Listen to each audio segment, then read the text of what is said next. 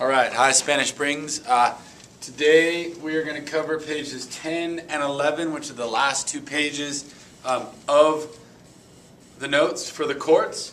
And so I guess we'll start talking about these two big ideas of judicial activism and judicial restraint. One of the things you have to think about is this, is the main difference between the two is pretty much the role of the courts and when they should get involved. Judicial restraint, or another term that you may have bumped into on the quiz and in the reading, is strict constructionism. Originalists or textualists are judges or even lawyers or anybody in our community that believes that the Supreme Court and then the lower courts as well should only become involved in economic, political, social issues when there is a clear constitutional complaint.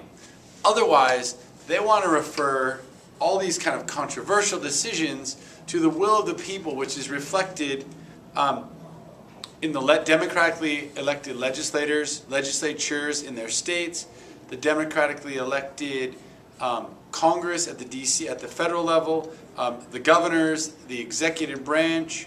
The idea is that judicial restrainists or strict constructionists believe that the role of the court is only to get involved when there's clear constitutional issues that need some kind of clarification. And if we bump to the other side, judicial activism or even loose constructionism is the idea that the court should take a much more active role in getting itself involved in social, political, and economic issues, even if there's not a clear constitutional issue. Although I would probably argue that judicial activists don't see themselves as getting involved in non-constitutional issues, that they could link it all back to some constitutional issue. What I guess I mean by clear constitutional issue is that the issue that's being discussed isn't actually or specifically or explicitly written within the Constitution.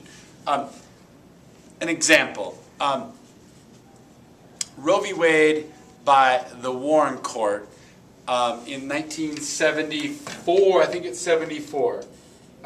In 74, the Constitution is essentially, and again this is politically controversial, but the Constitution does not say a woman has the right to an abortion. And what the justices did is, in that decision, in that majority opinion, they said the right to an abortion exists within the penumbras or shadows of the Constitution, that it exists within a right to privacy. And so that's a controversial issue because, at the time of 74, we had many states that had passed laws that limited access to abortions, and then we had other states that had allowed access to abortions. And so in the federalism sense, more conservative parts of the country limited access, more liberal parts of the country allowed access. And what the court did is they jumped in 74 and said, based on the right to privacy, which was established in a Supreme Court case called Griswold v. Connecticut, again, which didn't necessarily explicitly list, or was listed there.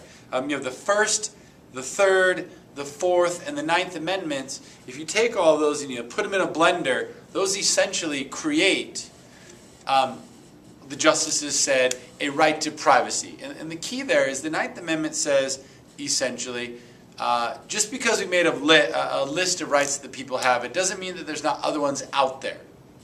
All right? And that kind of opened to the future possibility of other rights being allowed. So, this idea of activism versus restraint. Right? Restrainists really want to try to view the Constitution from the way that the framers intended it. All right? And again, that is maybe difficult to do. You look at the Federalist Papers, you look to early court decisions, you look to the argument around ratification. At the time, there's actually anti-Federalist papers that exist that I don't think a lot of people read. It was a bigger group of people that just kind of opposed the Constitution. And you try to figure out what did the framers mean about this principle, and you only get to rule on it in that way. The restrainists don't want to add a whole bunch to the Constitution. They would like to merely interpret the Constitution with the values and perspective that the framers had. And again, defer, like I said, to the democratically elected other branches of government who will reflect the will of the people. Because remember, as the video that we saw, the other day from the Sunnyland Project, and maybe fourth period and zero, you haven't seen it yet, but you will. The courts are going to make decisions that are unpopular and go against the majority. And so that's kind of their role. All right, so let's move into activism. And the idea with judicial activism is I think it's a much broader reading of the Constitution, a much broader reading of the rights and things that can be done within that document. And so, like we were talking, the Roe v. Wade was clearly, one of those things that judicial restraintists said is, look at this, this is very much an active court, adding things that didn't exist to the document. And also that the court in judicial activism is much more participatory or active in getting involved in political, social, economic issues. That when they see a wrong by a majority from democratically elected Congress, democratically elected state legislatures, etc., that it is the court's role to go out there and stop that right or stop that wrong and get active in the decisions. And the court has just as much of a role as the other branches do in controversial decisions. And so they're more likely to get involved in judicial activism than a judicial restrainist. All right, and I think one of the things that historically we've seen is generally in the 1930s we had a court that was striking down a whole bunch of New Deal legislation. And what the liberals within the New Deal legislation, or New Deal administration said, and FDR's administration, was that the court was being conservatively activist. All right? I think generally we used to think in the 50s through the 70s that activism was usually associated with a liberal agenda. However, I think if you go back historically, we have a court that was basically striking down a whole bunch of New Deal legislation that said it wasn't within the government's parameter to do these things. Eventually, the court starts upholding New Deal legislation, and then we get into the Warren Court, which is the 50s and into the 60s, which is very much Brown v. Board, a lot of the popular, Miranda, a lot of the cases that enhanced the civil rights and civil liberties of individuals, which was generally considered by conservatives to be a liberally activist court, meaning they were reading the Constitution to get a liberal outcome. And then we kind of move forward into the 90s, where we get the Rehnquist Court. And what's interesting about the Rehnquist Court is the Rehnquist Court has now been accused by liberals of being conservatively activist, meaning they were looking at decisions they disagreed with ideologically and striking those things down. So we had a bunch of stuff earlier in the year. We had the Gun-Free School Zones Act. We had California's Proposition 215, in which the court, I think we even saw the Brady Act struck down too in U.S. v. Lopez, right? What gun-free school zones was U.S. v. Lopez, Prince v. U.S. was the Brady Act, in which you had a conservative court striking down legislation which would probably be considered on the liberal side of the spectrum. And so at that moment in the 90s and then in the 2000s, before the Roberts Court starts, you have liberals complaining of a conservatively activist court. So what I think you should try to understand is that activism is activism. There can be liberal activism, there can be conservative activism. But the idea is looking into the Constitution, looking at the decisions you're making, and having some kind of outcome that goes to the left or goes to the right. Whereas judicial restraint tries to keep itself out of social, political, and economic issues unless there's some clear constitutional issue that needs to be resolved. Which is much easier said than done, that the Constitution is clear. We know that we live in a complex society, and that interpreting the actual specific meaning of some clauses in the Constitution can be rather difficult and controversial. All right? So, activism and restraint. Now, let's see. I went over the Warren Court, which we generally have the Miranda warnings, Brown v. Board, prohibiting prayer in school, Baker v. Carr, which tend to be liberal activism. We get more into... Now, one thing is, a lot of people think that Roe v. Wade in the 74, I think it's 74, was the Warren Court, but it's actually the Burger Court, which For conservatives, that was a little bit disheartening, is because the Burger Court was led by conservatives, and they had hoped that they would kind of change this trend of liberal judicial activism in the early, or the 50s and into the 60s. Now, again, conservative activism in the 90s. Gun-Free School Zones Act, US v. Lopez. I think we saw RFRA, the Religious Freedom Restoration Act, which was struck down, again considered a little bit more liberal. So you can have activism from the left or from the right. Right? And now, the current Roberts Court, we know that there's 5 conservatives to 4 liberals. So essentially, on most issues, we should see that the court ruling 5-4. You know, if the decision is political, they'll probably vote along party lines. Now, I think we did see this summer that, or in the fall, that the Roberts Court, even Chief Justice John Roberts, who's generally considered a conservative, voted with the liberal bloc on upholding the Affordable Care Act or Obamacare. So we can't always predict exactly how they're going to vote, but we generally have a good idea based on ideology, the president that approves them, previous decisions, all right? Now let's think about this power of judicial review and think of checks and balances. One, the president chooses, so they can try to determine the ideology of the court. 2, the Senate and the Judiciary Committee hold the hearings that confirm the justices. So if they're too conservative, too liberal, or not qualified according to the ABA ratings, which we've seen before, they cannot seat those people. All right. A couple other things is, don't forget that the court's power is passive. They can only wait for cases to come to them. They can't reach out and get involved until things come to them through the appropriate channels and people have standing. The other thing is, remember that the court, as Federalist 78 said, has neither the purse nor the sword, but merely judgment. So while they can make these opinions, they require that Congress funds them and the president carries out these decisions. And so if they're too far outside of what the mass of public believes to be appropriate, maybe they don't get carried out. I mean, because we do have democratically elected officials that are forced with carrying them out. So if they are, controversial and these people risk losing election, maybe they don't carry them out all the time, although we know that's rare.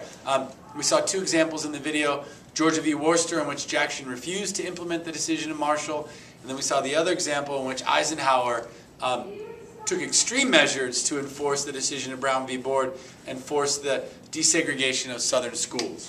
All right, let's see. Judges can be impeached. It's rare, but that's a check on them. All right, and don't forget the other thing too. If a decision isn't popular, Congress and then at the state level can amend the Constitution. If we amend the Constitution to get around a court that's not giving us what we want, they can't rule that action is unconstitutional because it's in the Constitution. All right, and another thing is stare decisis, let the precedent stand. Quite often, it's not permanent, but definitely judges like to, again, the idea that we talked about is that judges are impartial referees. And they like to use good precedent to guide current decisions. They don't want a lot of, constantly overturning precedents. They like the stability that stare decisis gives to a legal system. All right, so quite often, judges will keep their own personal views aside and make decisions based upon what they think is the appropriate precedent. Okay, and then public opinion. One of the things is, unlike democratically elected politicians who are constantly worried about poll numbers, 50%, 60%, whatever it is, the courts are insulated by that lifetime appointment of good behavior.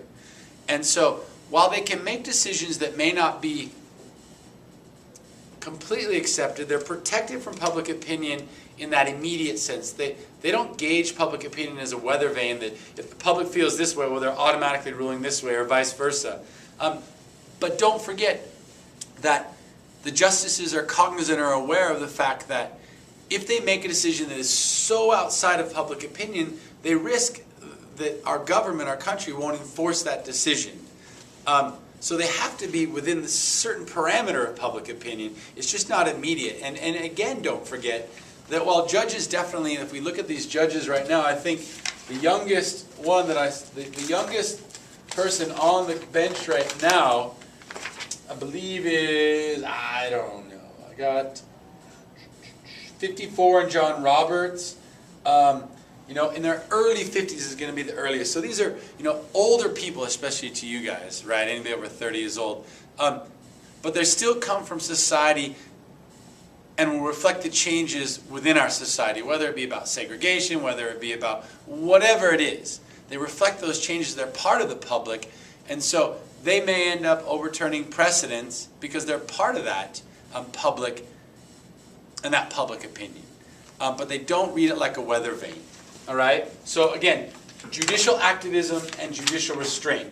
The idea is that the court should be restrained in its sense they only get involved in very clear-cut constitutional issues, and they try to defer to the democratically elected institutions on these political issues, and they try to find the original meaning of the Constitution's clauses from the founding fathers, or from the framers.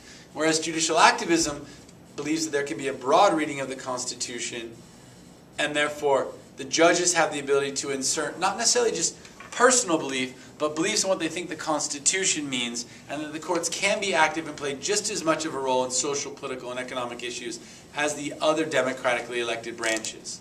All right? Again, just as an overview, don't forget the 4 types of opinions, right? Concurring, unanimous, majority, and dissenting. All right? Try to figure out, maybe think about that idea of writing a persuasive essay that one tells the country what the court was thinking when they made their decision, why they disagree with the majority, why they concur with the majority but for the vote, but for different reasons. Like, definitely take a look at those opinions and think about it. All right. I think just as an aside on the quiz tomorrow, I think the case I'm looking for what's generally considered from the conservative perspective to be a liberally activist decision is Roe v. Wade. A liberally activist court is the Warren Court. All right. Generally, the conservative court is the Rehnquist Court of the 90s, and even into today, into the Roberts Court. All right. And I think that's about it. All right. Don't forget to learn our 9 justices for the quiz tomorrow. Okay. Star was a shorthand we did for the conservatives, and then we didn't really have a good shorthand one because there's no vowels in the names of the liberals, so we'll have to figure something out for that. All right, you guys have a good night, and I'll see you tomorrow.